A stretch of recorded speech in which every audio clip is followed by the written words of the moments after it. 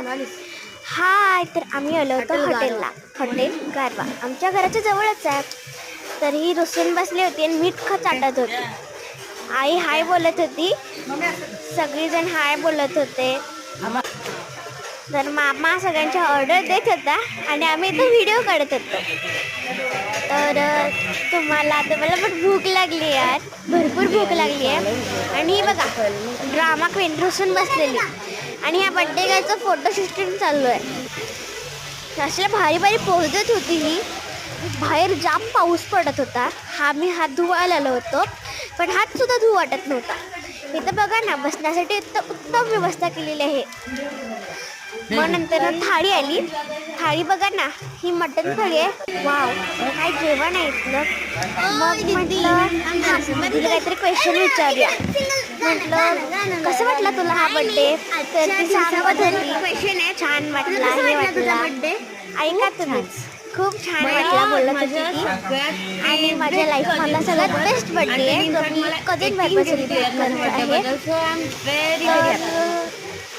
तर हिची ओरल घेतलेली आम्ही आणि आय लव्ह यू बोलत. आणि आम्ही तिच्या 18व्या बड्डेला 18 गिफ्ट दिले होते. तुला दिलेले ब्रेसलेट दाखव ना. हे तिच्यातलं एक गिफ्ट होतं, ब्रेसलेट, जे तिने आता वेअर केलं होतं.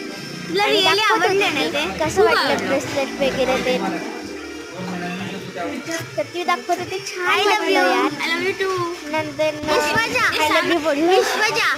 नंतर मी अशी बसलेली, तिला म्हटलं ठीक आहे, तुझा मामाने नवीन ड्रेस आणलेला. मग विचारलं कसं वाटलं ड्रेस. छान म्हटली. हे डोक्यात मामाने आणला विचारत होती. छान आहे की ग, छान दिसतंय.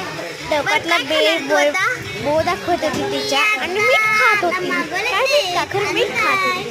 चिकन थाळी खाणार आणि मटन थाळी खाणार. चिकन मटन दोन्ही पण खाणार. आणि भरपूर मीठ खाल्लंय, नाही तर जेवणार नाही. तीच शंका आहे. तर आमची पण ताट आली होती. असलं भारी दिसत होतं.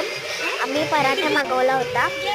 तर आमच्या तिघाजणांची ताट आली होती आणि बापू भिकारीची आलीच नव्हती विश्वजीतची. तर तिला आम्हीच आमच्यातलं थोडं थोडं डिस्ट्रीब्यूट देणार आहे, कारण की ती तेवढं खाणार नाही.